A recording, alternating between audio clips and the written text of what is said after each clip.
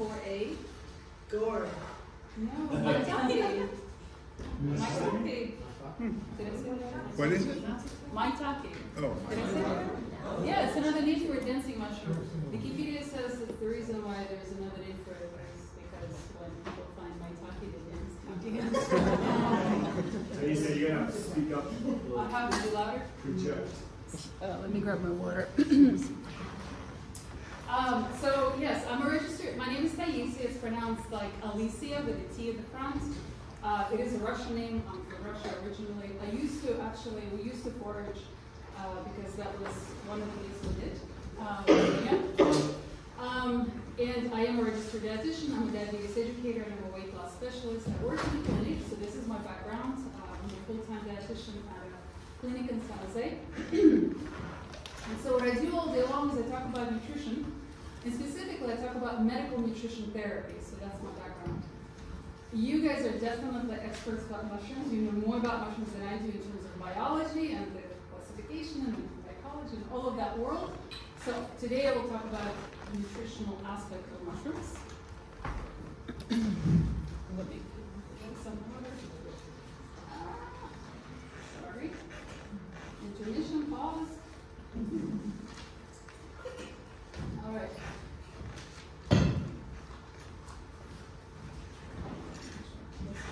you gotta eat this one. Oh, hello. Can you tell So that? that's a pointer.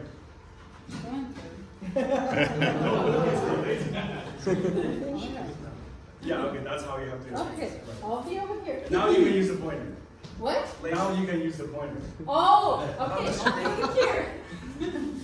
All right, so this slide, I really created it for myself. You probably know this already, the numbers and how big the kingdom of fungi is and how wonderful it is.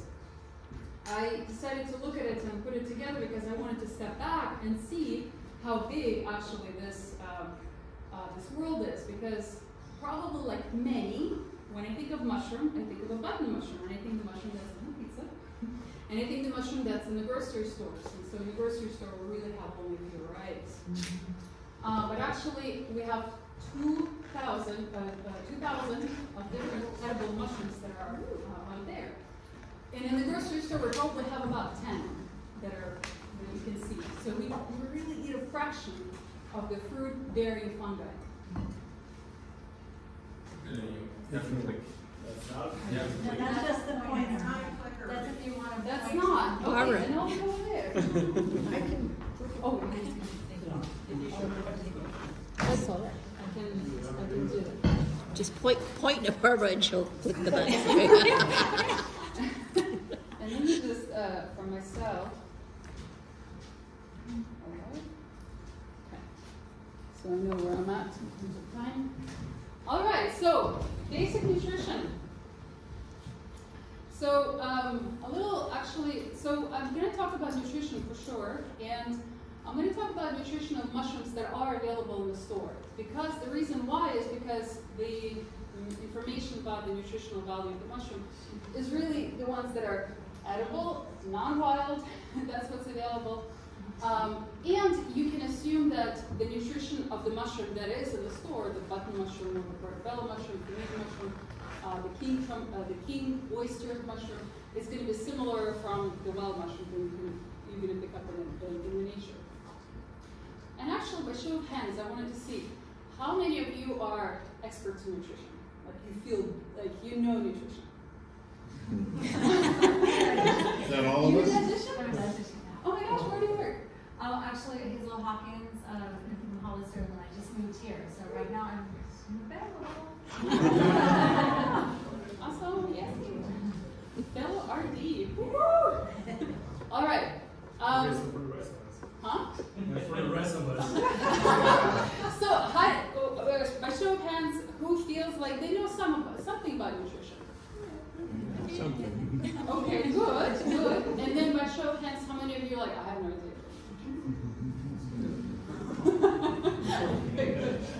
Sorry, I know where we're at. So basic nutrition, these are the nutrients that we get from food, carbohydrates, fats, proteins. Those are the macronutrients. This is where we get our calories from. This is what provides us energy. So they have different functions in our body. Then we have 13 vitamins, and then we have 16 essential minerals, and water, of course. And so the mushroom, this is a nutritional composition of mushroom. Can you see? It's kind of small. You have to put a diamond on there. Well, you can see the picture. So, so the picture that you see is, I made it this Saturday. It was like such a proud moment. It was really a dietitian proud moment. It's like, I got 100 grams of mushrooms. Yeah. It's like exactly 100 grams. So, these are white mushrooms. And the nutritional profile that I have is for 100, oh no, milligrams, grams, sorry, typo. So this nutritional profile is for 100 grams mushrooms. So visually, that's what it looks like, about five bucket mushrooms. So what we got in this 5 bucket mushrooms, 31 calories. So it's a low-calorie food, and that's what you hear. The mushrooms are a low-calorie food. You can see 31 calories. And the calories are coming from mostly from, well, actually not mostly, half and half or so, from carbohydrates. So there's 4 grams of carbohydrates in those mushrooms.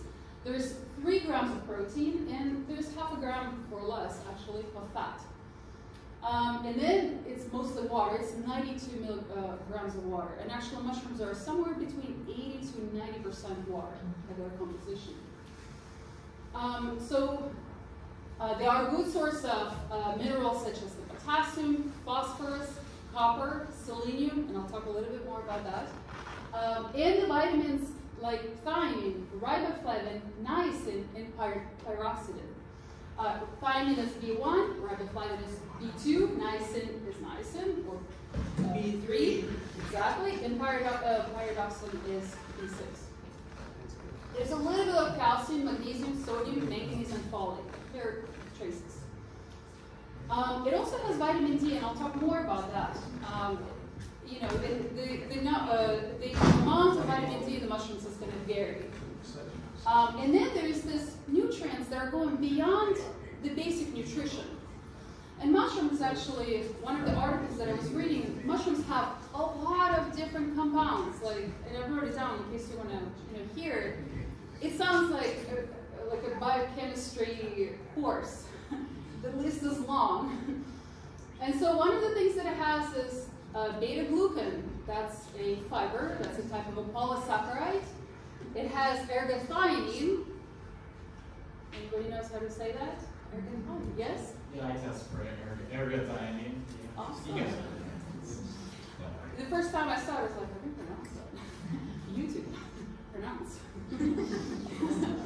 And then glutathione. The arginine and glutathione are the 2 antioxidants. These are the 2 major antioxidants that are in the mushroom, and I'll talk more about that. And then there's phytosterols. There's some phytosterols in that, and there's different kinds as well. So I will talk a little bit more about that as well. So the information where I'm getting it from is from the USDA Data Central. USDA Data Central is a database of all the foods that we're consuming here in the United States. It's a very comprehensive database. It's available to public, and it's something that manufacturers or researchers are using that database for their information. So actually it goes into the nutritional labels or into the research that is being done on food. I use it quite a lot in my, like when I talk to the patients, I use it quite a lot to look up the information because it goes beyond the basic nutrition label that the food provides on its label. Alrighty, a little pause, a little position. Can you see the numbers? Almost. I can see them, but I can't read them.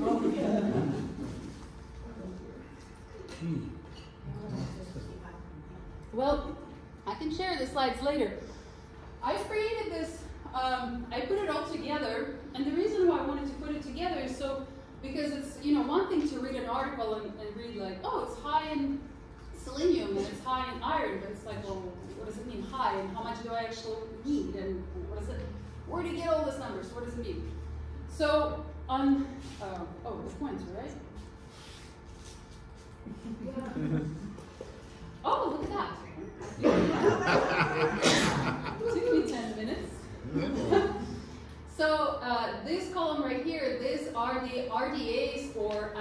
intake, or the other way to say dietary reference intake, DRIs. We have a lot of acronyms, of course, like everywhere else in different readings of our knowledge.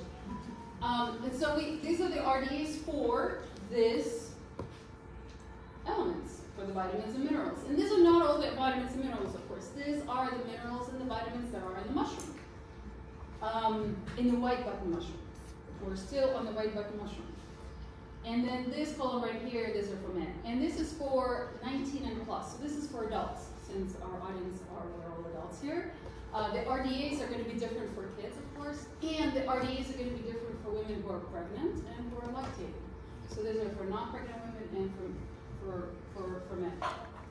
The ranges, some of the vitamins and some of the minerals are having ranges. And the reason why they have ranges is because sometimes our RDAs change as we age. So like for example, calcium and vitamin D, the things that I just pointed out, they change after the age of 70. We need more of vitamin D and we need more of calcium. And also the ranges like for magnesium or for iron, it changes around the age of 50. And so what do we see here? So I said that it's high in potassium, so let's look at our potassium. So right here, 373 milligrams. A woman would need 2,600 and a man needs 3,400. So you can see that it's pretty high. That's pretty good. Interesting thing, so what is potassium for? What is it good for? With our interpretive dance. Muscles, heart, muscle contraction. Heart contraction is an electrolyte. It keeps that balance of the liquids outside and inside cells. Yep. And the thing about the potassium is that a lot of us in the United States are deficient in it. And the reason why is because we don't eat a lot of mushrooms probably. And we don't eat a lot of fruits and vegetables and whole grain. So in fact, I don't know if you've noticed, on the nutrition label, there has been an update since 2021. Did anybody notice that? Yeah. It's different. We haven't got over it yet. I know. You can't Oh my read gosh. it No, but anywhere. actually they updated it and they made it even more friendly for consumers to see, to quickly look up the information to see.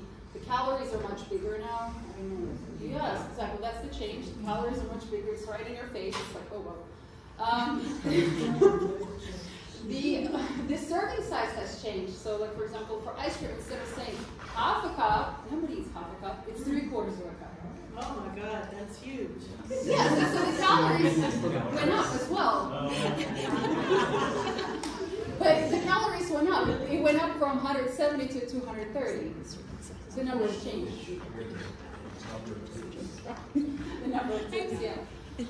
So that's one of the change. And then there were several other things. And so potassium, and actually, so at the bottom of the nutrition label, probably after tonight you're going to go to the kitchen and look at the nutrition label. At the bottom, there's micronutrients. And the 4 micronutrients that are listed is potassium, vitamin D, iron, and, come on. Did I say calcium? Calcium, thank you. Yes. Yes, calcium, iron, potassium, and vitamin D. I'm nervous. So potassium wasn't there before, and now it is. And the reason why it is because we're deficient, and so our government, our public health wants us to be aware of this nutrient and wants us to choose the food that is rich in potassium. Yeah. So I only have to put this in American units, 2 pounds of white button mushrooms a day. Yeah. How many cups of You mushrooms? don't eat that already? Why 200? 373 divided by, no, 3,400 divided by 373. So it'd be about 40 grams. Yeah, How many milligrams? about 50 mushrooms. Calculator. Serious. Well, I said roughly 2 pounds. About 0.8 kilos. About a kilogram. 9 servings of those. so times 5. 900 grams. 45 those button mushrooms. Oh, that's doable. For men. 900 grams, so that's about 2 pounds. Around 1 kilogram. Mushrooms are great. All right, moving on. So potassium. I can So- tell the numbers of this group could easily eat a kilo. Yeah. Oh, I will talk about. Not you. But they cook down, they shrink. They do, exactly, they do. But again, this is for raw. Hey, This is for raw mushrooms. So yes, when it shrinks. Oh, we don't eat raw mushrooms. you don't No, eat but I mean, nutritional one. Come on, there's no nutrition in raw mushrooms. Come on. no, but the numbers that you have here are for 5 button mushrooms that are raw. They're not cooked. So And I you have see, to- of course, it shrinks, and so yeah, there's the portion size is going to be smaller. But I wanted to show that hey, potassium has this important mineral called potassium. It's low in sodium. Naturally, it contains some sodium, but it's very low, 600. The recommendation is to keep your sodium under 2,300. There's some zinc, and zinc is going to be very good for immune system. It acts with it's important in the thyroid function. It's important in many of them.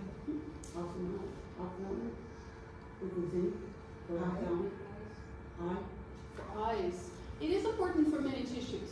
It is important for many tissues. It is also high in, it's very high in copper, and the copper is one of the, it's one of the antioxidants, and it has also many functions in many different parts of our body, and one of them is part of our connective tissue. And so in the building of the connective tissue of our body, copper plays a role in that. And so you can see that it's actually pretty high. We need 900 micromilligrams, and it has almost 400 micromilligrams. So that's pretty neat for that little guy. I started with potassium, but I didn't talk about phosphorus. So it's got some phosphorus. Phosphorus is important in our, it's part of DNA, it's an important part of our phospholipid, our membrane. We don't really need, we're not lacking phosphorus. In fact, we're actually maybe consuming too much of the phosphorus because it's part of the menu of the additives that we, the food that we eat has some of those additives that are containing phosphate. It has, well, only a few magnesium, so it's not really a big source in the calcium, only just 5 milligrams when you need calcium. So going down, it's got some iron, not too much, but some, and actually, depending on the mushroom, some mushrooms are higher in iron. Some mushrooms will have up to 1, when I was looking it up, it has up to 1 milligram per serving, and the serving is either 100 grams or half a cup cooked. So it's quite a lot actually, because for men and right here. So for women, the recommendation is anywhere from 8 to 18. So 8 is for a woman who is after menopause. The iron needs are going to be, of course, lower. And when the woman before menopause, when the woman is menstruating, the iron needs are higher, obviously, because of the bleeding every month. So the needs are 18 milligrams. So it's a pretty hefty dose. And of course, it goes up when the woman is pregnant. And so iron, so the mushroom can be a good source of iron. 1 milligram you can provide it. So for men, it's 8 milligrams. Some manganese, some selenium. Selenium is also an antioxidant. It's one of the antioxidants, and selenium is going to be very helpful for the body function too. So we got 20 micromilligrams, and we need 55. So it's a pretty good source of it. And then vitamins. So some B1, some B2, B3, B6, B9. You can see that. These are all B-complex vitamins. What they do is they act, they help to get the energy out of the macronutrients, out of fat, out of the protein, out of the carbohydrates, and so they're going to be very important because they're coenzymes in many of the biochemical reactions that happen in our body. In the past, one of the definitions of the vitamins is, or the way that they were discovered, was based on deficiencies. So when we don't get enough of the vitamins or not enough minerals, we do start having symptoms of the deficiency. And so, each deficiency is going to have its unique signs of each element is going to have its unique science and efficiency. And then vitamin, 1 second. Okay. And then vitamin D. So vitamin D, in the white button mushroom, it's not a lot. It's maybe like a 1 international unit, and we need about 600 or 800. However, we won't learn. Here we go. Write some letter.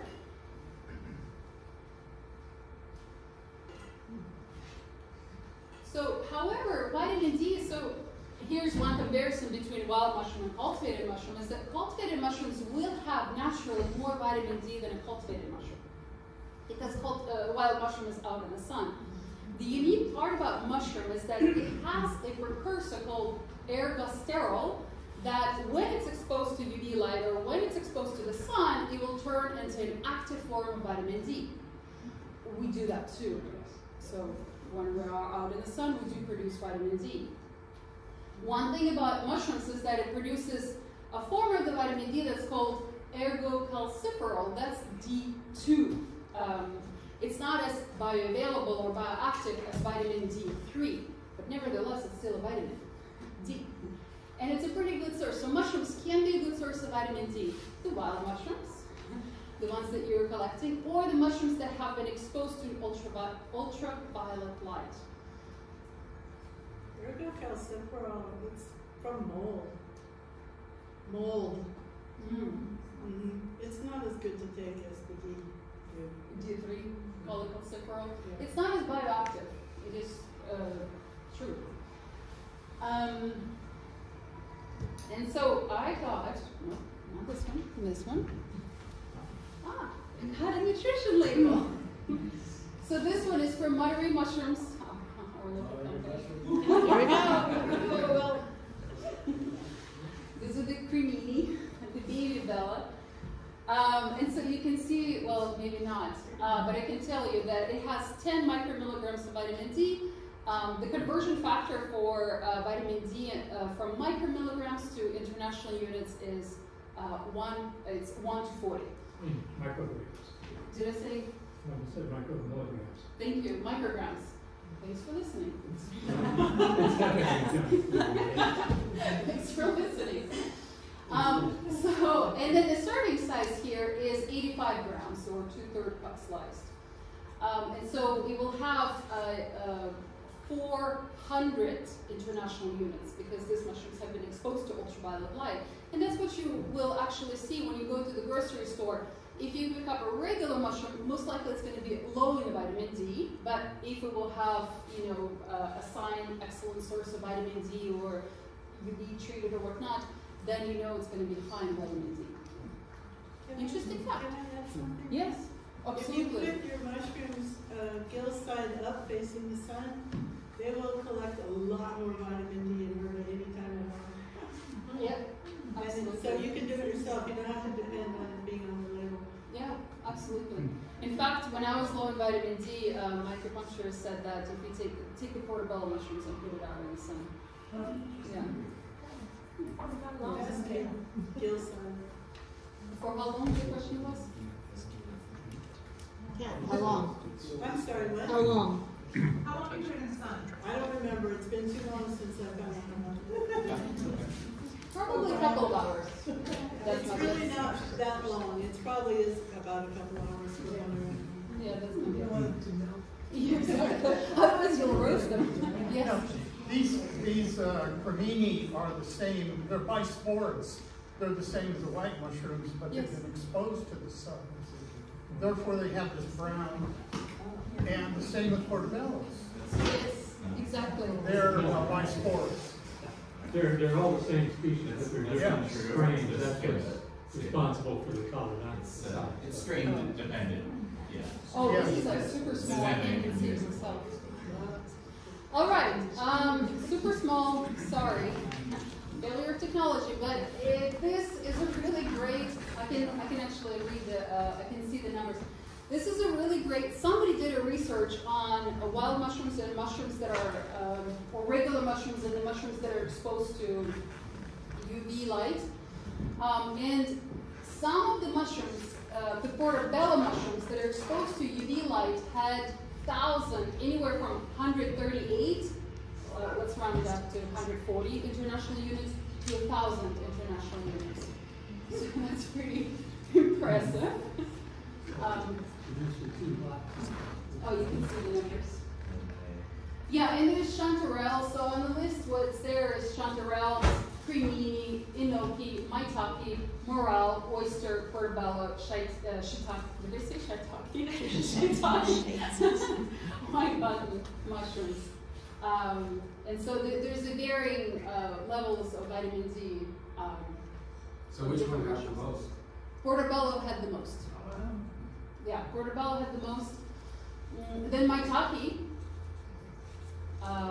In fact, maitake had the most, and then portobello. And then chanterelles,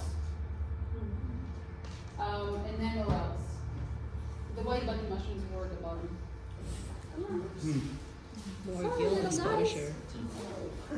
Oh, can you see? This is another. This is from Monterey Mushrooms. This is on their website. It's their mushrooms that that they're growing, producing, selling. And the information that they're getting, it is from the USDA Data Essential.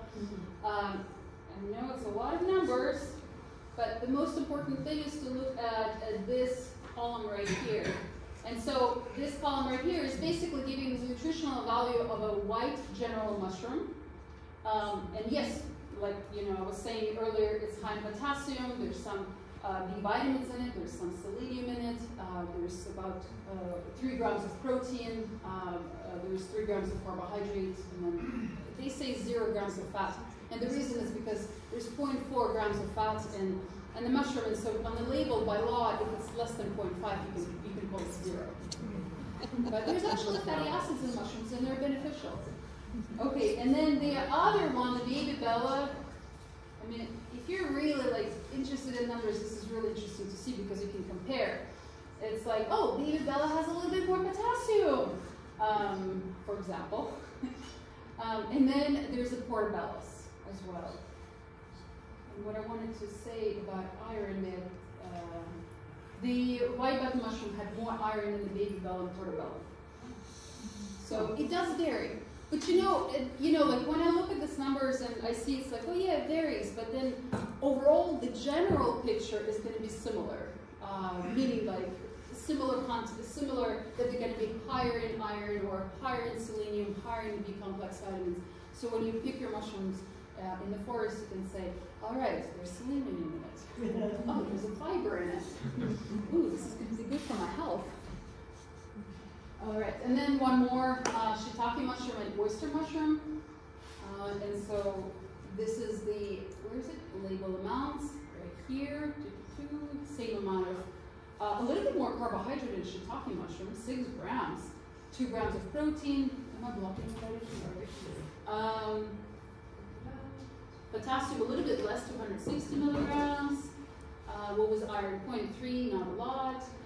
Selenium 5 milligrams, a little bit less than the other mushrooms. And then the oyster mushrooms, similar, 5 grams of carbohydrates, 3 grams of protein, a little bit more protein. 1.1 milligrams. Say it again? 360. Yeah. Exactly. Oh. Exactly. And then iron is 1.1 milligrams. So hey, oyster mushrooms have quite a lot of iron. Less selenium than the coffee mushroom or the other mushrooms. So it's interesting. So if you want to look at these numbers and it's fascinates you, then yeah, USDA Data Essential is a good spot for it. It doesn't have all the mushrooms, so I have another slide. It's 10 mushrooms that they have available. Yeah. So how is it now? In terms of the world of the world of nutrition and of mushrooms. How is it? Something new opening up? Familiar? I knew this before. We knew they were delicious.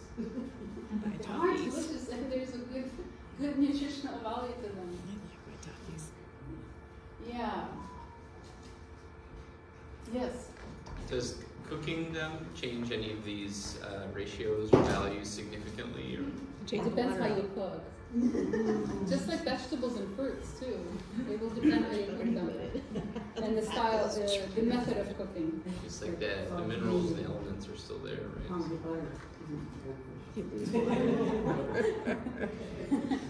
Your suspect is right. Does the FDA website talk about differences between different producers? You have one chart showing different producers, with different amounts of vitamin D, but imagine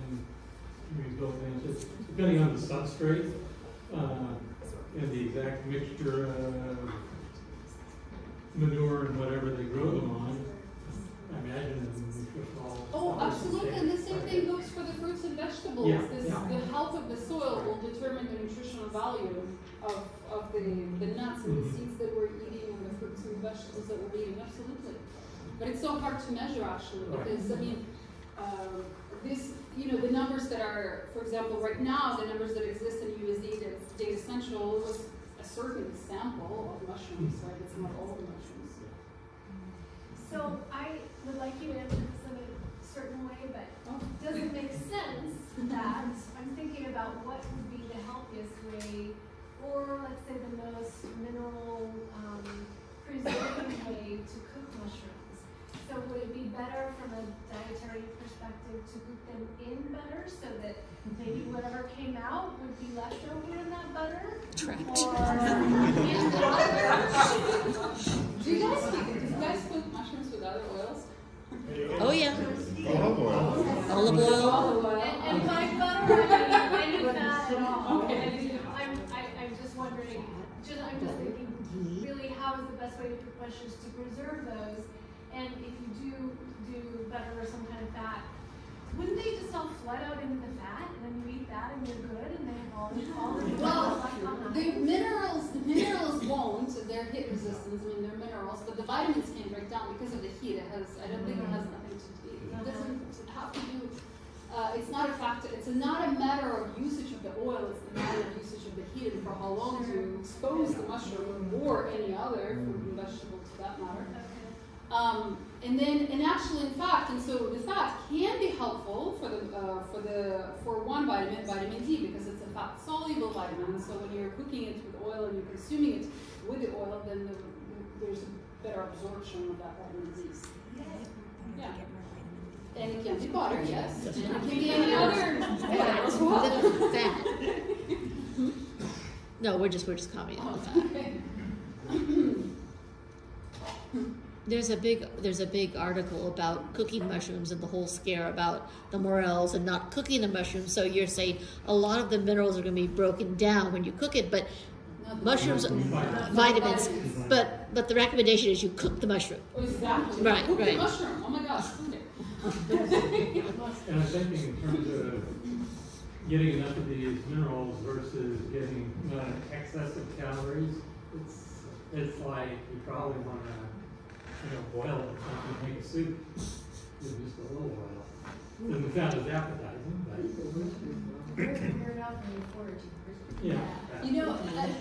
this kind of questions at some point, but for myself, I start to think, oh my gosh, if you start thinking, but if I do this, then blah blah blah will be lost. But then if I do this, blah blah blah will be lost. It's like, well, what do I do and what do I eat? It's kind of like, people will say, oh, it's fresh. Best, and I'm not going to eat frozen or canned. Just eat your vegetables. However, just eat them however you can get them into.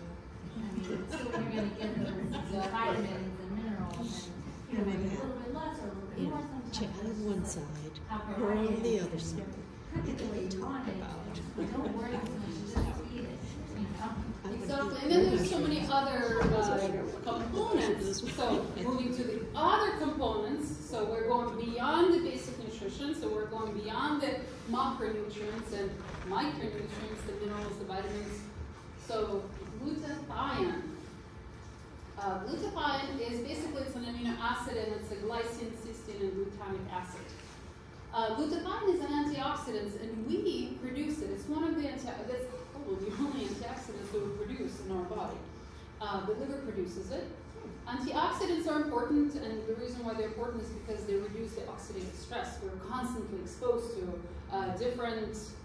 This would be the biology talk. But we're constantly exposed to elements that create oxidative stress in our body, which can lead to the diseases that are such as inflammation, the asthma, the cancer, and other inflammatory states. And so when we consume the antioxidants, we help to reduce the exposure to the elements that would create those kind of conditions.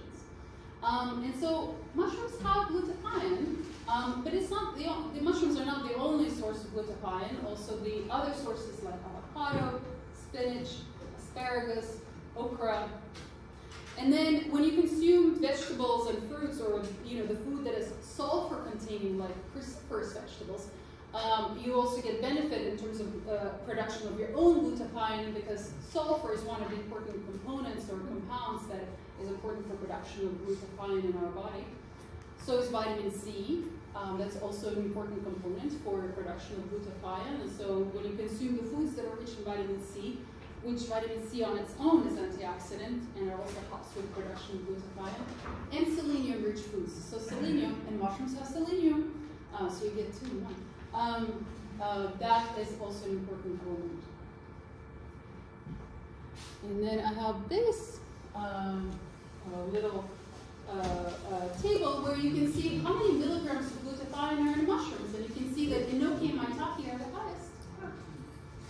And by the way, the numbers here, there's no RDAs for glutathione, so we actually don't know how much we need. But you can see that, hey, enoki and maitake are pretty high, and glutathione is good. Oh, let me pick up some enoki for dinner. Piopini, oysters are pretty high, shiitake is pretty high, king oyster is pretty high, and the lion's mane. So they're all pretty high in that. And the glutathione, you can get it in the supplement. When I was looking up the supplements, the dosage was 500 milligrams. But again, because there's no RDAs, it's kind of, it's deemed to be safe to consume that much of glutathione. But we actually know that it does, its job. There's no really valid data there. And then another amino acid that has an important role as an antioxidant is ergothioneine. And so ergothioneine, some experts want to call it another vitamin. So definition of the vitamin is a compound. If we don't have it, then we're gonna have deficiencies. But then the argument is that, well, with the ergothioneine, maybe we don't have overt deficiencies, but however, because there's such a high prevalence of conditions such as diabetes or other inflammatory diseases, that perhaps, because we actually don't get enough of this component, that perhaps the lack of it can contribute to the state of the inflammatory diseases. This is not a statement. This is more people are wondering and speculating and want to know more about this element. But nevertheless, mushrooms are the highest source of it. They're high source of ergothioneine, and they're pretty much the only source that is going to be that high. The other foods that will have it, but not in the same amounts, are going to be tempeh or kidney beans. And then there was beef. There was a liver there and the kidney, so there's some organs in there too. But most of us don't need organs. Maybe you're the crocodiles.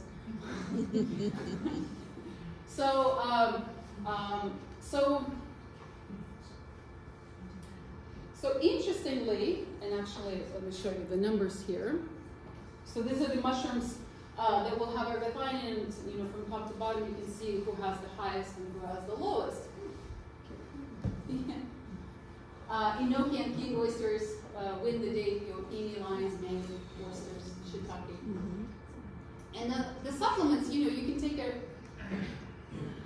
ergothioneine in the form of a supplement, and the supplement exists at 5 milligrams. So, by taking, cooking some mushrooms like king oysters, you're actually going to get a lot more than the supplement.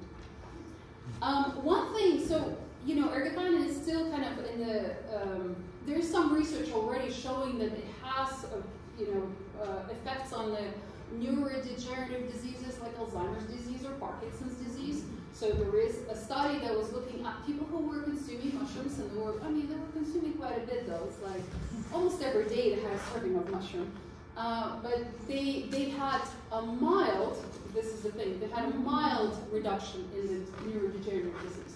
So that's where the research needs to be done more to see actually what are the effects of ergothine and truly can it be helpful for conditions like Alzheimer's and prevention of Alzheimer's or Parkinson's. But nevertheless, just the definition that it's antioxidants, it would be good to have.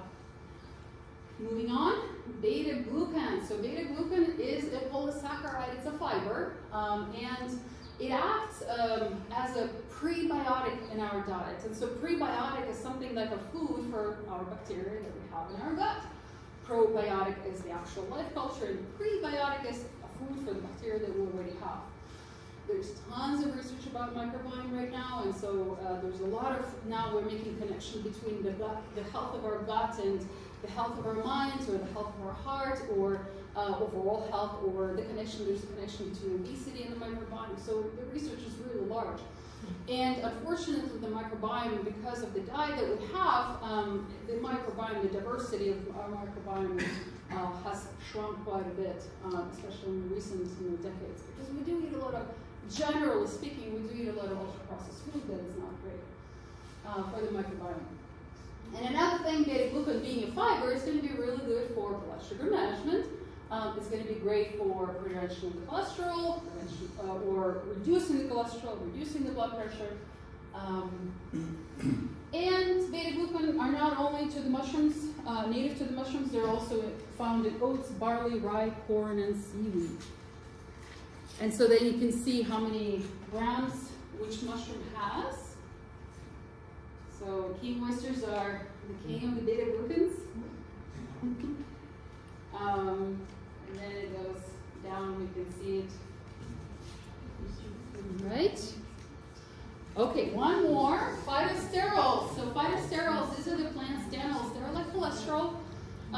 When we consume, there's research showing that when we consume plant stanols, it helps us to reduce cholesterol. And actually, one study showed that if we consume 2 grams of phytosterols every day, we can reduce our LDL. LDL is the bad cholesterol, lousy cholesterol, you want less of it. HDL is the good cholesterol, it's a healthy cholesterol, you want a higher number. Anyway, so LDL reduces by 8 to 10%. That's pretty significant. You do need to eat a lot of phytosterols though, and you can see that there's other food sources, and most of them are fruits, vegetables, and whole grain. The seeds and all of those stuff. But you gotta, oops. Oh, I didn't. Okay, never mind. But you have to eat a lot because look, 100 grams of the white button mushrooms has about 65 milligrams of phytosterols. And the study showed that you've got to consume 2 grams. So you do need to, work your way towards. It is a lot. It is a lot. It is a lot. But nevertheless, it's still, I'm sure even if you take like just 1 gram of phytosterol, you're going to get benefits. All right. So those were the big elements in the mushrooms that will have positive effects on our health. And like I said, there's plenty more others, and each mushroom will have different kinds, of course. And actually, I was suggesting to Peter, perhaps if it hasn't been done in the past, to have somebody to talk about medicinal properties, and I think you said something about medicinal properties of mushrooms, and really go into details about each mushroom, what does it do in terms of healing of our body. I think it's a fascinating topic. And I wanted to mention this just briefly. This is not my area of expertise, but I do take them. I do drink my mushroom tea from time to time. I had it today actually. I like it. This is the adaptogenics. This is kind of a recent thing. I think we're all stressed. The whole world is all stressed, and we're looking for ways to almost lost. And so it's everywhere. And so you can see that in a supplement form, or the tea form, or some other form.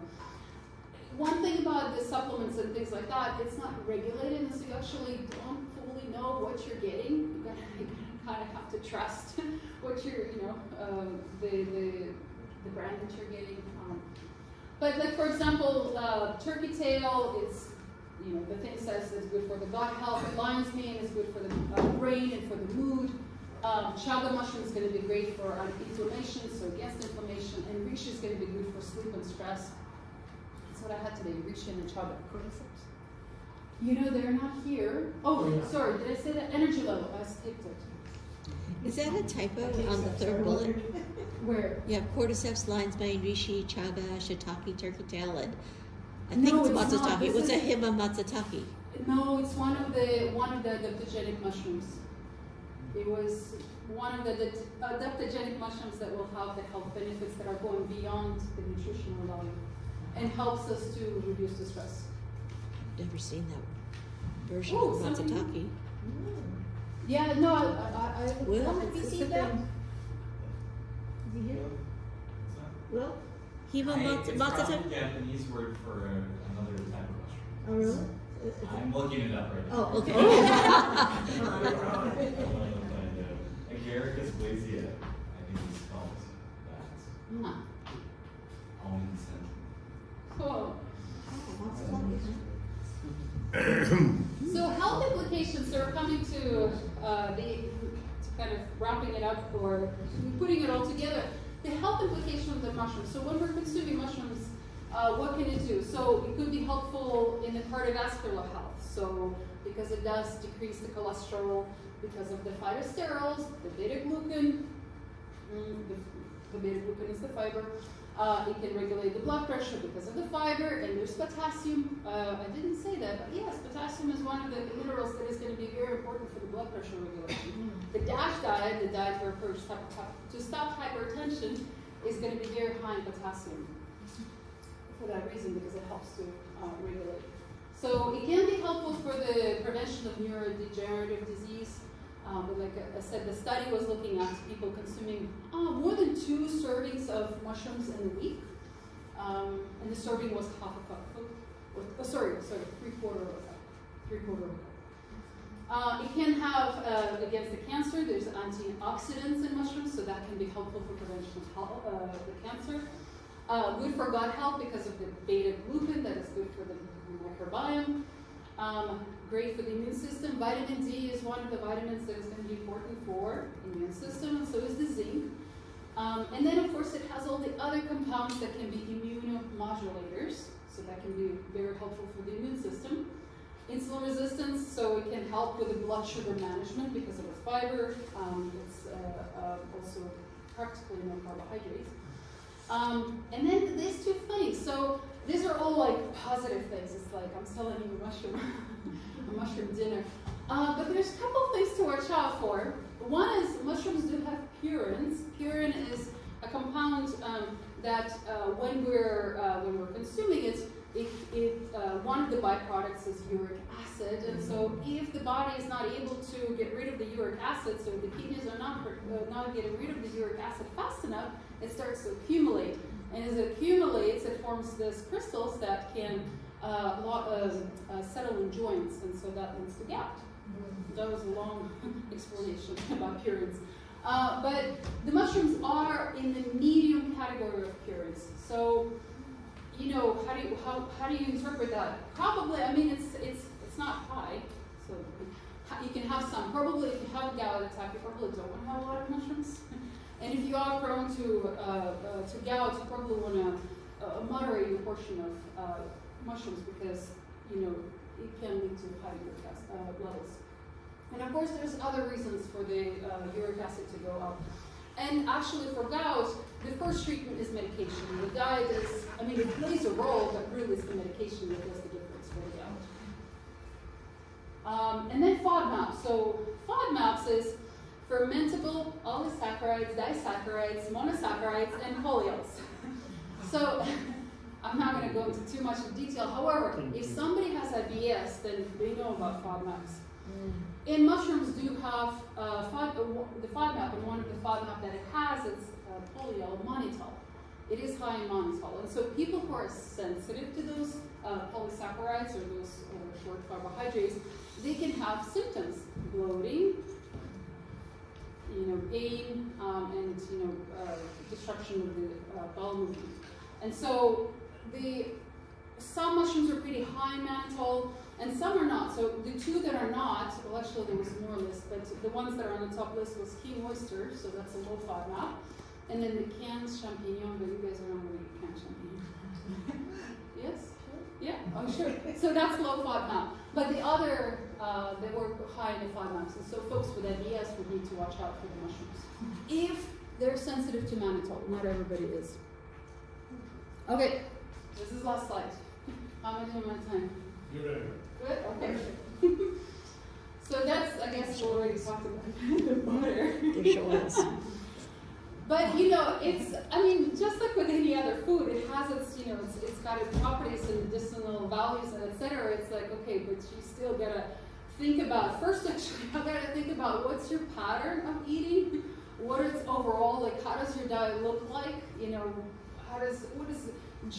how do you, what kind of foods you eat, what do you eat more, what do you eat less, like what are your patterns, right? And then of course, it does matter how we treat the food, so how we cook it, what kind of oils do we cook it with. And so one thing with, since we talked about butter, yes, it's high in saturated fats, and it's known that there's a link between intake of saturated fat and heart disease. And so if we're taking too much saturated fat, it can increase cholesterol. Not for everybody, but some people, especially who are prone to hypercholesterolemia, can have high cholesterol. And so if, I'm cooking mushrooms in the butter, it's like, oh my gosh, this is bad. Well, if overall I'm using olive oil or I'm using some other oils that would be healthier oils and with healthy fatty acids, a little bit of the saturated fat is fine. Or some cheese or whatever, however you cook. So you do want to see like your big picture of your diet. And of course, yeah, well, I already said the other ingredients used, so mushrooms with cheese. Mushrooms have the umami taste, so that's the fifth taste, and so they do have taste that adds more flavor beyond the other taste that we use, the salt and the sugar and sour and sweet. The other one. Bitter, thank you. So it actually can work an advantage. And they've done the studies where you take mushrooms and you take beef and you mix it together, and so like do half and half, like 50%, or maybe even 80% mushroom and 20% meat, and then see like, okay, is this still palatable? Does it still taste like a burger? Does it still taste good? And it does. People did say yes, it does. And the profile of that patty was lower in sodium, lower in saturated fat, and so that's the way to use the mushrooms and the advantage. And it was, to get all the benefits from the mushrooms and also reduce the intake of those elements that we overconsume. Another thing, I didn't mention that about the protein, it can be a source of protein, so it can be a plant-based protein for sure.